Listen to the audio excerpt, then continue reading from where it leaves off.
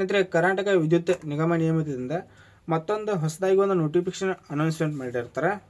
ಯಾವಾಗಂದ್ರೆ notice ನೋಡ್ರಿ, 27ನೇ ತಾರೀಕಿನ ಇದು ಹೊಸದಾಗಿ ಒಂದು ನೋಟಿಸ್ ಬಿಟ್ಟಿರ್ತಾರೆ. ಇದರೊಳಗೆ ನಾನ್ ಹೈದರಾಬಾದ್ ಕರ್ನಾಟಕ ವೃಂದದ ಹುದ್ದೆಗಳು ಇದ್ದಿರ್ತಾವೆ. ಮತ್ತು ಎರಡನೇದ ಹೈದರಾಬಾದ್ ಕರ್ನಾಟಕದ್ದು ಈಗ ನಾನ್ HK ವೃಂದದ ಹುದ್ದೆಗಳೊಳಗೆ 3 ಪೋಸ್ಟ್ಗಳನ್ನು ಕರೆದಾರ. ಒಂದನೇದ ಫ್ಯಾಕ್ಟರಿ ಮೆಡಿಕಲ್ ಆಫೀಸರ್ ಕರೆದಾರ, ಇದು 1ನೇ ಪೋಸ್ಟ್. ಮತ್ತು ಎರಡನೇದ ಮೆಡಿಕಲ್ ಆಫೀಸರ್ ಕರೆದಾರ. ಇದ್ರ ಜೊತೆಗೆ 3ನೇ ಪೋಸ್ಟ್ ಅಕೌಂಟ್ಸ್ ಆಫೀಸರ್. ಈ 3 ಪೋಸ್ಟ್ಗಳನ್ನು ಕರೆದಾರ. ಎದ್ರೊಳಗಂದ್ರೆ ನಾನು ಹೈದರಾಬಾದ್ ಕರ್ನಾಟಕದೊಳಗೆ factory medical officer, accounts officer ಈ 3 ಪೋಸ್ಟನ್ನು ಕರೆದಿರ್ತಾರೆ. ಈಗ ಹೈದರಾಬಾದ್ ಕರ್ನಾಟಕದೊಳಗೆ ಕೇವಲ 1 ಪೋಸ್ಟ್ ಕರಾರ. ಯಾವುದಂದ್ರೆ ಬಾಯ್ಲರ್ ಅಟೆಂಡೆಂಟ್ ಗ್ರೇಡ್ 2 ಅಂತ ಕೇವಲ 1 ಪೋಸ್ಟನ್ನು ಕರೆದಿರ್ತಾರೆ.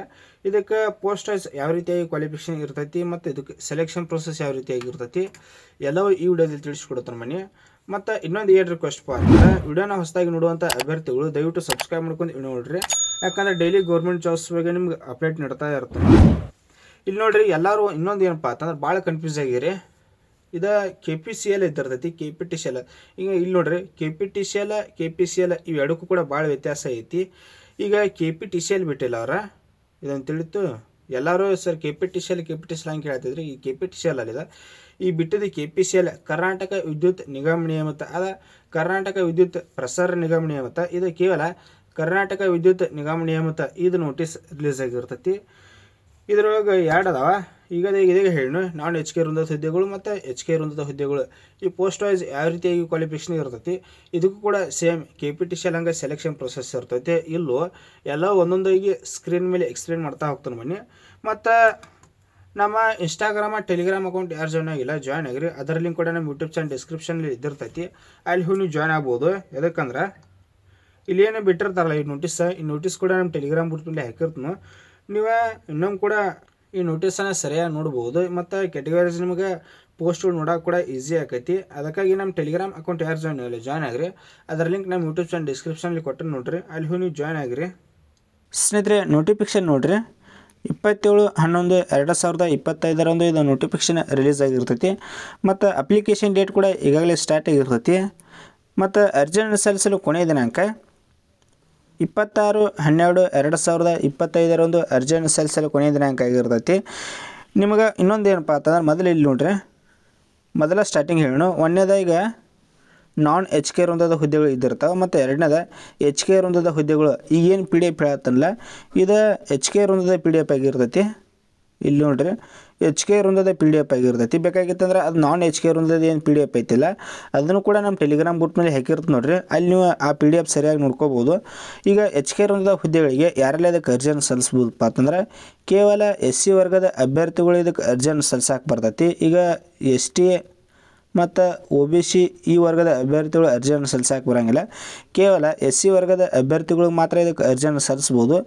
ಮತ್ತು ಕ್ವಾಲಿಫಿಕೇಷನ್ ನೋಡ್ರಿ, ಯಾವ ರೀತಿಯಾಗಿ ವಿದ್ಯಾರ್ಥಿ ಇದ್ದವರು ಇದಕ್ಕೆ ಅರ್ಜಿಯನ್ನು ಸಲ್ಲಿಸ್ಬೋದು. ಈಗ ಬಾಯ್ಲರ್ ಅಟೆಂಡೆಂಟ್ ಗ್ರೇಡ್ 2 ಅಂತ ಪೋಸ್ಟನ್ನು ಕರೀತಾರೆ. ಇದಕ್ಕೆ ಒಂದನೇದ SSLC ಕಂಪ್ಲೀಟ್ ಮಾಡಿರಬೇಕು, ಅದು ಮತ್ತು ರೆಗ್ಯುಲರ್ ಕೋರ್ಸ.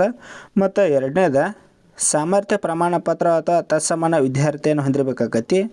ಮತ್ತು ಇದ್ರ ಜೊತೆಗೆ ಮೂರನೇದ ನೀವು ಬಾಯ್ಲರ್ಗಳ ಚಾಲನೆ ಮತ್ತು ನಿರ್ವಹಣೆಯಲ್ಲಿ 2 ವರ್ಷಗಳ ಹೊಂದಿರಬೇಕು. ಇದ್ರ ಜೊತೆಗೆ 2 year ಎಕ್ಸ್ಪೀರಿಯನ್ಸ್ ಹೊಂದಿದ್ರಿ ಅಂದರೆ ಈ ಬಾಯ್ಲರ್ ಅಟೆಂಡೆಂಟ್ ಗ್ರೇಡ್ 2 ಹುದ್ದೆಗಳಿಗೆ ಇದಕ್ಕೆ ಅರ್ಜಿಯನ್ನು ಸಲ್ಲಿಸ್ಬೋದು.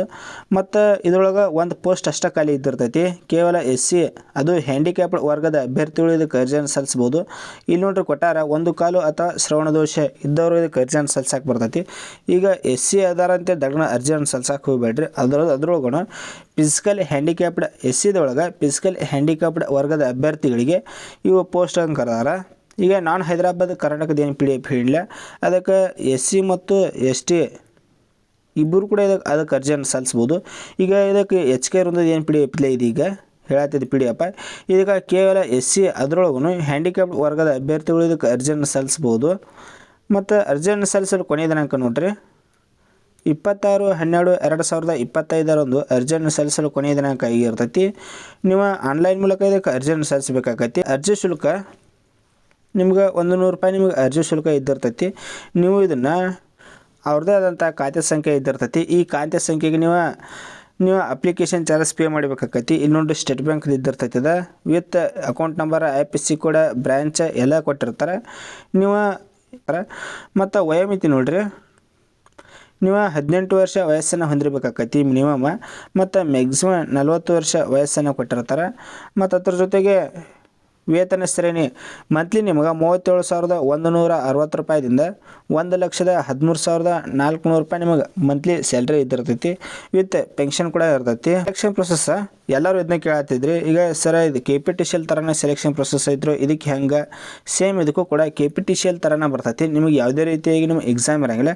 ನೀವೇನು 10ನೇ ತರಗತಿಯಲ್ಲಿ ಏನು ಗಳಿಸಿರ್ತಲ್ಲ ಅಂಕಗಳು, ಆ ಅಂಕಗಳ ಆಧಾರದ ಮೇಲೆ ನಿಮಗೆ ಸೆಲೆಕ್ಷನ್ ಪ್ರೊಸೆಸ್ ಇದಿರ್ತೈತಿ. ಇಲ್ಲಿ ಕೊಟ್ಟಾರ ನೋಡ್ರಿ ಆಯ್ಕೆ ವಿಧಾನ. SSLC ತತ್ಸಮಾನದಲ್ಲಿ ಪಡೆದ ಒಟ್ಟು ಶೇಕಡಾವಾರು ಅಂಕಗಳ ಆಧಾರದ ಮೇಲೆ ಮೆರಿಟ್ ಆಧಾರದ ಮೇಲೆ ಅಭ್ಯರ್ಥಿಗಳನ್ನು ಸೆಲೆಕ್ಷನ್ ಮಾಡ್ಕೊತಂತ ಕೊಟ್ಟಿರ್ತಾರೆ. ನಿಮಗೆ ಯಾವುದೇ ರೀತಿಯಾಗಿ ನಿಮಗೆ ಎಕ್ಸಾಮ್ ಇರೋಂಗಿಲ್ಲ. ನೀವೇನು 10ನೇ ತರಗತಿಯಲ್ಲಿ ಏನು ಗಳಿಸಿರ್ತಾರಲ್ಲ ಅಂಕಗಳು, ಆ ಅಂಕಗಳ ಆಧಾರದ ಮೇಲೆ ನಿಮಗೆ ಸೆಲೆಕ್ಷನ್ ಪ್ರೊಸೆಸ್ ಇರ್ತೈತಿ. ಮತ್ತು ನಿಮಗೆ ಡಾಕ್ಯುಮೆಂಟ್ಸ್, ಈಗ ಡಾಕ್ಯುಮೆಂಟ್ ವೆರಿಫಿಕೇಷನ್ ಇದ್ದಾಗ ಯಾವ ಡಾಕ್ಯುಮೆಂಟ್ಸ್ಗಳನ್ನ ಒಯ್ಯಬೇಕು ಅದನ್ನು ಕೂಡ ಕೊಟ್ಟಿರ್ತಾರೆ. ಇಲ್ಲಿ ನೋಡ್ಬೋದು PDF ಒಳಗೆ ಅದನ್ನು ಕೂಡ ಮೆನ್ಷನ್ ಮಾಡ್ಯಾರ. ಬೇಕಾಗಿತ್ತಂದ್ರೆ ಈ PDF ಹಾಕಿರ್ತ ನೋಡ್ರಿ. ಈ PDF ನೀವು ನೋಡ್ಕೋಬೋದು. ನೋಡ್ಕೊಂಡು ನಿಮಗೆ ಡಾಕ್ಯುಮೆಂಟ್ ವೆರಿಫಿಕೇಷನ್ ಇದ್ದಾಗ ಇವೆಲ್ಲ ಡಾಕ್ಯುಮೆಂಟ್ಸ್ಗಳನ್ನ ಕರೆಕ್ಟಾಗಿ ಒಯ್ಬೇಕಾಕತಿ. ಈ ರೀತಿಯಾಗಿ ಇದಕ್ಕೆ ಸೆಲೆಕ್ಷನ್ ಪ್ರೊಸೆಸ್ ಇರ್ತೈತಿ.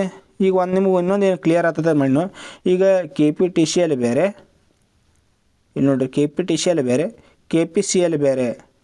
ಈಗ Karnataka power transmission corporation limited ಇದೆ. ಇದು ಕರ್ನಾಟಕ ಪವರ್ ಕಾರ್ಪೊರೇಷನ್ ಲಿಮಿಟೆಡ್. ಈಗ ಕರ್ನಾಟಕ ವಿದ್ಯುತ್ ಪ್ರಸಾರ ನಿಗಮ ನಿಯಮಿತದ KPTCL ಅಂದ್ರೆ, ಇದು KPCL ಅಂದ್ರೆ ಕರ್ನಾಟಕ ವಿದ್ಯುತ್ ನಿಗಮ ನಿಯಮಿತ. ಇದಕ್ಕೆ ಭಾಳ ಡಿಫ್ರೆಂಟ್ ಐತಿ. ಈಗ KPCL ಕರೆದಿರ್ತಾರೆ, KPTCL ಕರೆದಿಲ್ಲ. KPTCL ಕೂಡ ನೆಕ್ಸ್ಟ್ 2026 ಒಳಗೆ ಇದು ಅಧಿಸೂಚನೆ ಆಗ್ಬೋದು.